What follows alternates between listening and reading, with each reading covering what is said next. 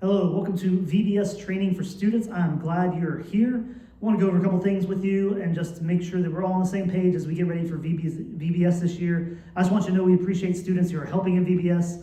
We could not do VBS if it wasn't for students who are actively participating and helping here. So we're thankful for what you're doing here. So a couple things for this video. First off is at the end of the video, you're going to email me a couple things.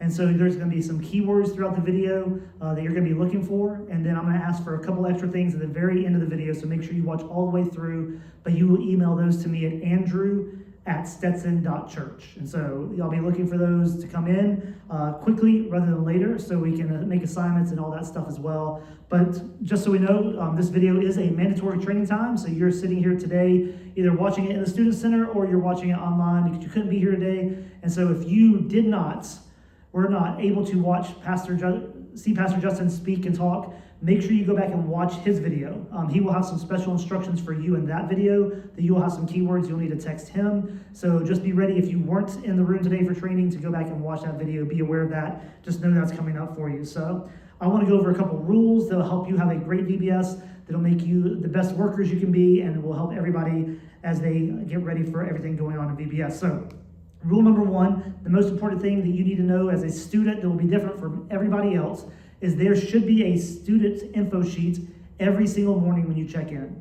And so you should be looking for that sheet. It will have some words of encouragement for the day. It may have a phrase to remember. It may have some instructions. It may talk about activities for middle school and high school students in the afternoons during the week. Just look for that every single day around the check-in area. When you get your name tag lanyard, you check in, make sure you look for that student info sheet. It will have some very important information on it for you. So that is very important to see as well. So that's, as you mentioning checking in, remember, check-in time is between 8 and 8:15. You need to be here and be ready to go by 8:15. So don't be late. Make sure you're here in plenty of time. Get here early. The only exception to that is if you're working in the little kids in the preschool area, you've got to be here even earlier so that the other adults can check in. And so your check-in time is probably about 7:45. So just make sure you're paying attention to those times. Make sure you're here. We can't do VBS without you, and so we need you to be here and be ready to go when those times come.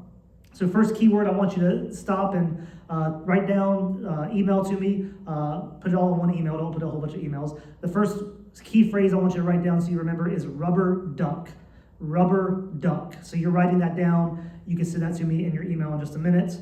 And then so you're putting rubber phone, you probably put that on your cell phone, that's fine. But during VBS, I would say you don't want to have your cell phones out.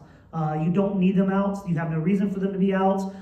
If it's an emergency, you can step out of the room and do what you need to do. But ultimately, you don't need to be on your phone during the week, during activities. Even if you're in the back of the room and you don't think the kids are paying attention, now during VBS is not the time to be on your phone. So make sure it's put up, it's out of sight, it's not a distraction to you so that you can help and be a participant throughout VBS. So put them up during that.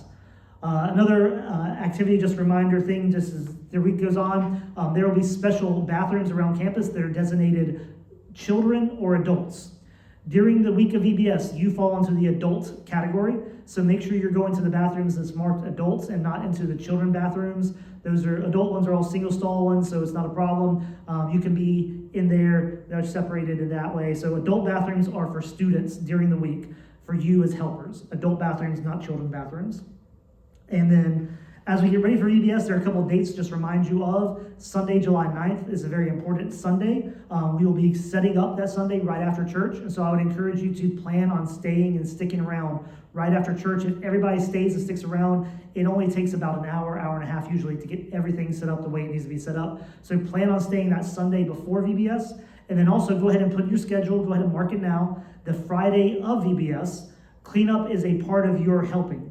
And so plan on staying through about 1 o'clock, maybe 1:30 on Friday after VBS. We will take care of feeding you that day. We'll actually take care of feeding you every day, so you can look for those lunches right after all your students have checked out.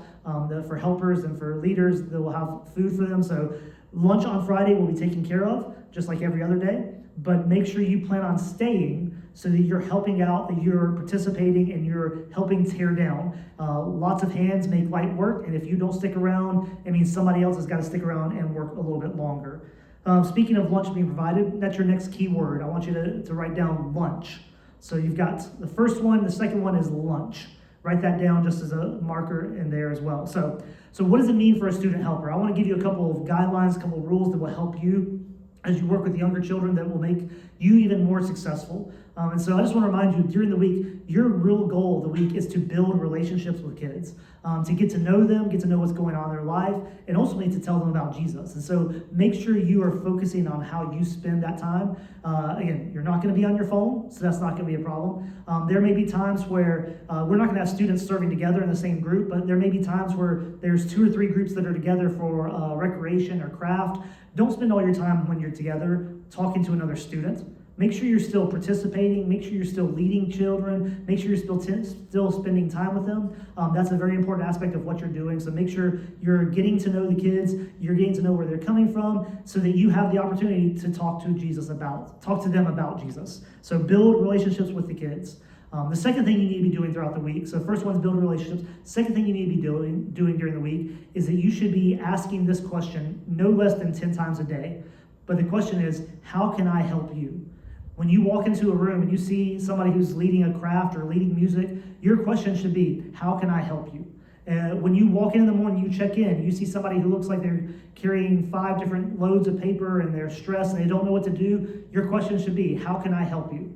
If you see a parent walking down the hall with a child and they don't know where they're going, your question is, how can I help you? So make sure you're asking that question over and over again. The more you ask that question, the better you're going to be prepared to do your job, and you're going to do it well. So how can I help you? We don't have to go the Chick-fil-A route and go like, my pleasure, all that. Just how can I help you? All right? Third rule to help you be a better leader during the week is to remember that your job is to set the example. It is up to you to set the example for the kids. What you do is what they are going to do. And so when you ask the kids to sit in a circle and sit on the ground, sit with them. If you're serving in the student center, working with upcoming sixth graders, and it's Bible study time, don't be sitting in the back. Don't be making faces at someone else. Come and sit with the students. Show them what it looks like to pay attention during Bible study.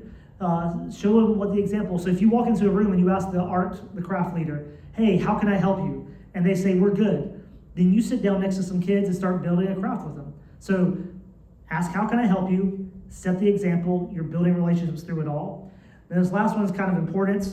Not last one, but this next one's kind of important, but I think it's one we forget very easily. And I know I'm guilty of it a lot of times as well, but I would say this next rule is remember to smile.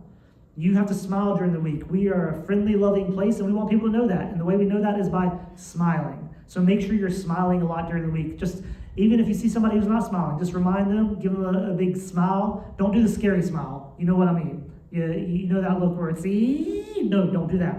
All right, you can have a natural, friendly smile without being weird or being odd. Don't be weird and odd. Just be willing to smile. So next key word is smile. I want you to remember to smile. Remember, lunch is provided, so smiling is helpful. So smile is your next key word there.